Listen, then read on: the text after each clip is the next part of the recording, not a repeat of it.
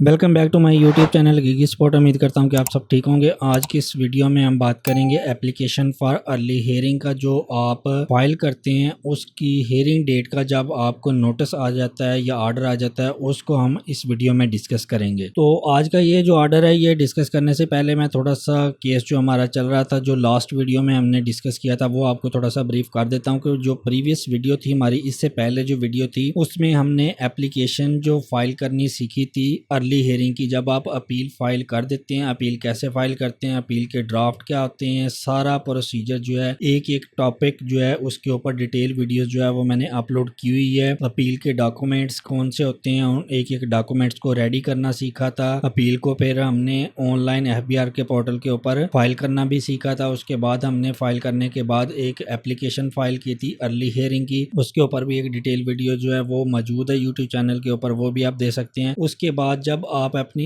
Application file कर देते हैं अर्ली हियरिंग की, तो फिर आपको एक नोटिस आता है अर्ली हियरिंग का, जो आपने प्रपोज की होती है हियरिंग या फिर FBR की तरफ से जो आपको डेट दी जाती है। ये सारी चीज़ें डिटेल से हमने लास्ट वीडियो में डिस्कस की थी जब हमने एप्लीकेशन जो है फाइल की थी अर्ली हियरिंग की। उसमें डिफरेंट टैब्स जो थे हमारे, अपील विड्रॉ के और भी थे, ग्राउंड्स ऑफ के थे, अर्ली हियरिंग के थे, और भी 2-3 टैब्स जो थे उसमें ऑप्शंस आ रहे थे, वो सारे हमने डिटेल से डिस्कस किए थे। उनके पर्पस क्या होते हैं, कौन सा टैब आपने किस वक्त यूज करना होता है, तो ये सारी चीज़ें हम डिटेल से ऑलरेडी अपनी प्रीवियस वीडियोस में डिस्कस कर चुके हुए हैं, वो मैंने अपलोड कर दिए हैं। तो आज की जो वीडियो थी उसमें हम नेक्स्ट कंटिन्यू करते हैं कि जब आप एप्लीकेशन फाइल कर लेते हैं अर्ली हियरिंग की, ताकि आपकी जो अपील आपने फाइल की है वो केस जल्द से जल्द फिक्स हो जाए हियरिंग के लिए, ताकि आप हियरिंग में जाके प्रेजेंट कर सकें अपना केस कमिश्नर के पास, कमिश्नर अपील के पास, और वहाँ पे आप अपने ग्राउंड्स ऑफ अपील को डिस्कस करें, बाकी सारा केस जो भी होगा उसको डिस्कस करें और आपका केस जो है वो जल्द से जल्द कंप्लीट हो जाए। तो एप्लीकेशन जब आप फाइल कर देते हैं अर्ली हियरिंग के, उसके बाद आपको जो नोटिस आता है या हियरिंग डेट का नोटिस आता है या ऑर्डर आता है, वो अभी मैं आपके साथ शेयर करता हूँ। ये अभी मैंने आपके साथ ओपन किया हुआ है। उसका ऊपर जो है वो 127 फॉर एप्लीकेशन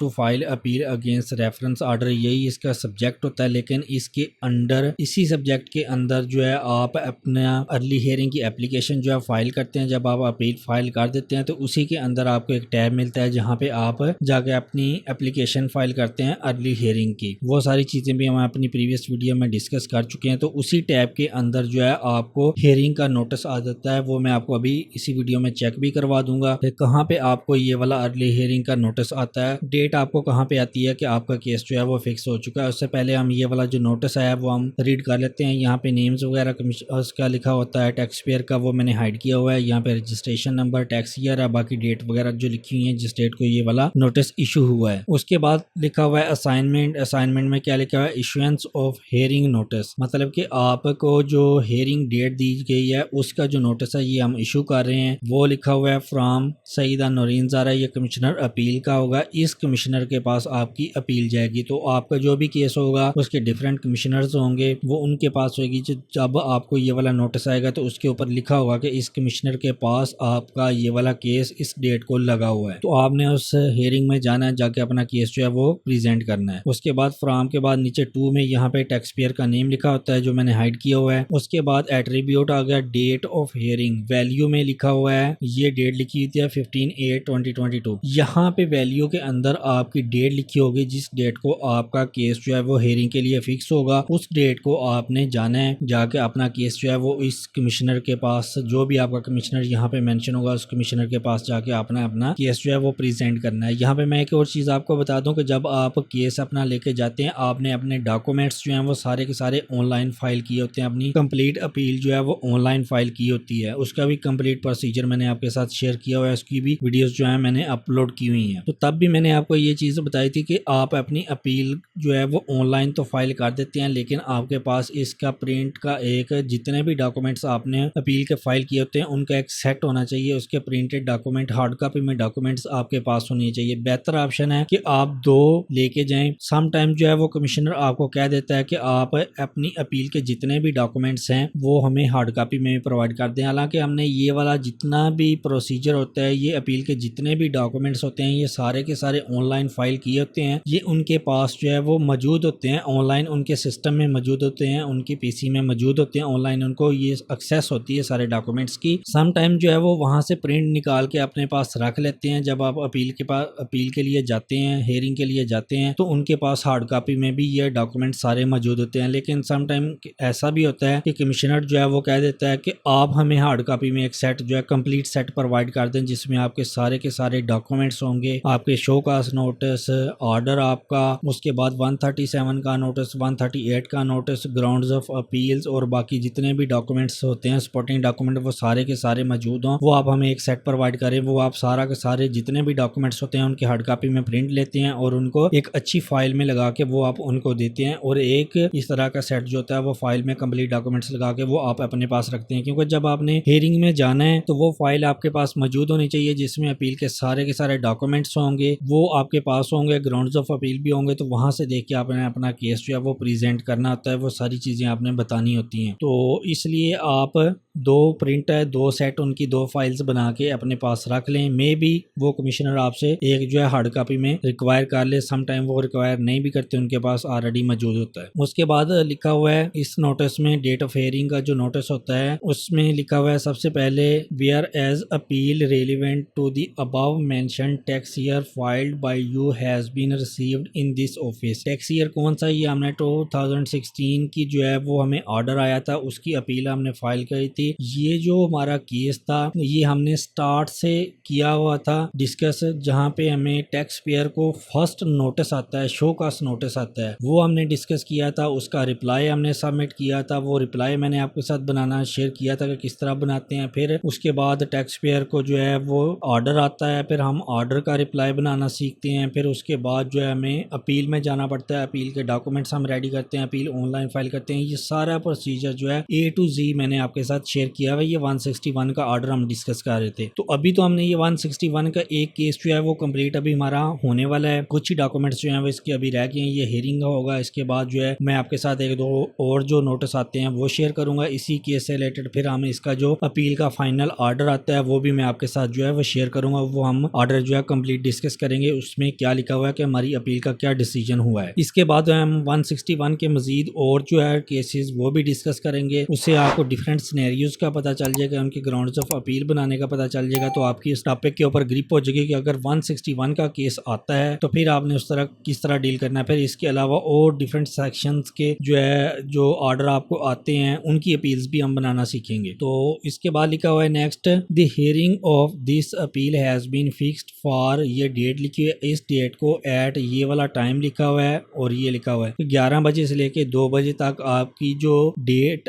टाइम है हियरिंग का कमिश्नर के पास, वो इस डेट को फिक्स किया गया। तो आपने इस डेट को इतने टाइम में जाके अपना केस जो है वो प्रेजेंट करना है। तो इस तरह आपका जब हियरिंग का नोटिस आएगा तो उसमें भी वो डेट और टाइम बाकायदा मेंशन होगा कि इस डेट को इस टाइम में आपका जो केस है वो प्रेजेंट होगा, वो डिस्कस होगा। तो आपने उस कमिश्नर के पास अपने सारे डॉक्यूमेंट्स जो हैं वो लेके जाना है। तो ये हियरिंग के अंदर आप खुद भी जा सकते हैं और इसके अलावा आप अपने किसी कंसल्टेंट को भी लेके जा सकते हैं, जो कि वकील भी हो सकता है, CMA पर्सन हो सकता है, CA पर्सन हो सकता है। तो जो भी होगा उसको आप लेके जा सकते हैं, या फिर आप खुद भी अपील में प्रेजेंट हो सकते हैं। लेकिन अगर आप खुद अपील में जा रहे हैं तो आपको जो भी नोटिस आया है वो आपको पता होना चाहिए कि वो नोटिस उसमें क्या चीज़ें लिखी हुई हैं, उसके सेक्शंस कौन से थे, वो उनका क्या पर्पस होता है, उनका फिर आपने प्रेजेंट भी करना होता है, उनको डिस्कस भी करना होता है। तो आपको अपने केस के ऊपर अच्छी ग्रिप होनी चाहिए, फिर ही आप अपील में जाएं। अगर आपको अपने केस के ऊपर अच्छी ग्रिप नहीं होगी तो फिर अगर आप खुद जाके चीज़ें एक्सप्लेन करेंगे तो वो प्रॉपर आपसे एक्सप्लेन नहीं होंगी, तो वो केस आपका ख़राब हो सकता है। तो मज़ीद आपको टैक्स लायबिलिटी जो है वगैरह आपकी बन सकती है, तो इसलिए उसमें आपका नुकसान हो सकता है। तो अगर आपको प्रॉपर चीज़ों का पता है अपने केस का, फिर आप खुद जाके प्रेजेंट हों और केस जाकर डिस्कस करें। अदरवाइज आप किसी अच्छे कंसल्टेंट को हायर कर लें ताकि वो आपका ये सारा का सारा केस जो है वो डिस्कस करे। उसके बाद लिखा हुआ है, you are hereby informed that you should appear in this office in person or by authorised representative in writing in this behalf and produce original record in support of your contention. यहाँ पे भी उन्होंने ये बताया हुआ है कि आप खुद जो है वो प्रेजेंट हो सकते हैं अपील में, इसकी हेयरिंग में कमिश्नर के सामने, या फिर आप किसी अपने ऑथराइज रिप्रेजेंटेटिव को अपने बिहाफ पे भी भेज सकते हैं, जिसके पास आपकी अपील से रिलेटेड सपोर्टिंग डॉक्यूमेंट सारे होने चाहिए। उसके बाद लिखा हुआ है please take notice that in case of non compliance on the day aforementioned this appeal will be heard and determined in your absence. यहाँ पे उन्होंने कहा हुआ है कि अगर आप इस डेट को जाके हेयरिंग में प्रेजेंट नहीं होते तो फिर जो है आपकी अपील जो है वो आपको एब्सेंस जो है मार्क किया जाएगा, और आपकी जो अपील जो है वो हम अपने जो भी रिकॉर्ड्स हमारे पास होगा उसकी बेस पे हम उसका डिसीजन जो है वो कर देंगे। फिर उसके मुताबिक आपकी जो भी टैक्स लायबिलिटी वगैरह होगी वो आपको पे करनी पड़ेगी। यहाँ पे मैं एक और चीज बता देता हूँ कि अगर आपने अपील फाइल कर दी है, आपको ये हेयरिंग का नोटिस सेम इस तरह आ गया है, ये वाला इस तरह होता है, और उसके बाद नीचे जो है कमिश्नर वगैरह का नेम वगैरह लिखा होता है समटाइम। तो इस तरह का अगर नोटिस आपको आ जाता है, आपने अपील फाइल की है, आपको नोटिस भी आ गया, डेट आपकी फिक्स हो गई है केस में, लेकिन किसी रीजन की वजह से आप खुद जो है वो प्रेजेंट नहीं हो सकते, या आपका जो कंसल्टेंट है वो भी प्रेजेंट नहीं हो सकता, कोई भी रीजन हो सकती है, तो उस बेस में आप हेयरिंग की जो डेट है वो आप उसके लिए रिक्वेस्ट उनको कर सकते हैं, एक और एप्लीकेशन फाइल कर सकते हैं कि हमारा ये वाला इशू है और हम प्रेजेंट जो है वो नहीं हो सकते, हमें कोई और डेट जो है वो दे दी जाए। इसलिए आप इनको आप ऑनलाइन एप्लीकेशन भी फाइल कर सकते हैं, या फिर जो है आप अपने किसी भी असिस्टेंट को जो है वो भेज सकते हैं। आपको जाने की जरूरत नहीं है, आप किसी भी अपने असिस्टेंट को भेजें, ये वाला नोटिस उनको दे के भेजें, साथ अपील के डॉक्यूमेंट्स वगैरह सारे दे के भेजें, ये नोटिस भी उसको दे के भेजें, वो कमिश्नर के सामने प्रेजेंट होगा और उनसे जाके रिक्वेस्ट करेगा कि ये वाला जो हमारा केस था इस डेट को, आज की डेट को फिक्स हुआ था, लेकिन किसी वजह से जो सीनियर है जिसने अपील में प्रेजेंट होना था या हमारा ऑथराइज रिप्रेजेंटेटिव था उसने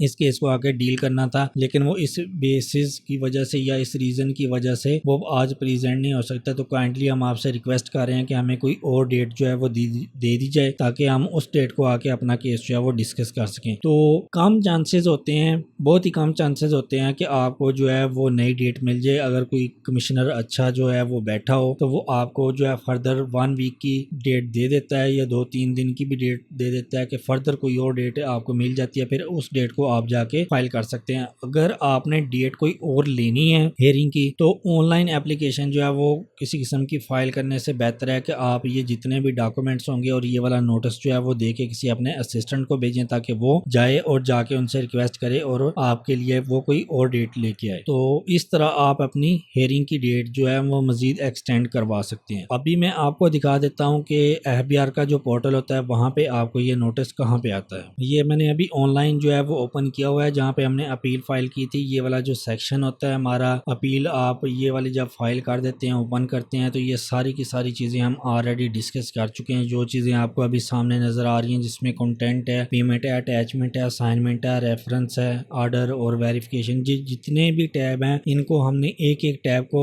डिस्कस किया हुआ है डिटेल से प्रीवियस वीडियो में। जब हमने एप्लीकेशन जो है हेयरिंग की फाइल करनी सीखी थी, अपील ऑनलाइन फाइल करनी सीखी थी, तब मैंने आपको ये एक एक चीज़ जो है वो बताई हुई है। उसके बाद जो असाइनमेंट वाला टैब जो है वो भी हमने डिटेल से डिस्कस किया था कि इसके अंदर क्या क्या चीज़ें होती हैं। यहाँ पे ये प्रिंट वाला टैब जब आप अपील फाइल करते हैं वो भी हमने डिस्कस किया था। फिर उसके बाद अपील फाइल करने के बाद आपको न्यू टैब जो है वो नज़र आता है। ये न्यू टैब के अंदर फर्दर कौन कौन से ऑप्शन होते हैं मजीद, और उनका क्या क्या पर्पज़ होता है, वो भी हम ऑलरेडी डिस्कस कर चुके हैं अपनी प्रीवियस वीडियो में। जब हमने अर्ली हियरिंग की एप्लीकेशन फाइल की थी तब मैंने ये वाला न्यू टैब और इसके अंदर जो फर्दर ऑप्शंस होते हैं उनको डिटेल से डिस्कस किया। एक एक टैब को, सारे के सारे ऑप्शन हमने डिटेल से डिस्कस किए। तो जब आप अर्ली हियरिंग वाली एप्लीकेशन वाली वीडियो देखेंगे तब आपको ये वाला टैब जो है वो पता चल जाएगा कि इसके अंदर कौन कौन से फर्दर ऑप्शंस होते हैं। तो यहाँ पे ये देखें कि हमें इश्यूएंस ऑफ हियरिंग नोटिस आया हुआ है, ठीक है। इसकी डेट देखें, ये 15 अगस्त 2022 है। जो अभी ऑर्डर मैंने आपके साथ शेयर किया था ये सेम है ये। बाकी ये वाले जो ऑर्डर है मजीद अर्ली हियरिंग के रिक्वेस्ट के, ये जो चीज़ें हैं ये हम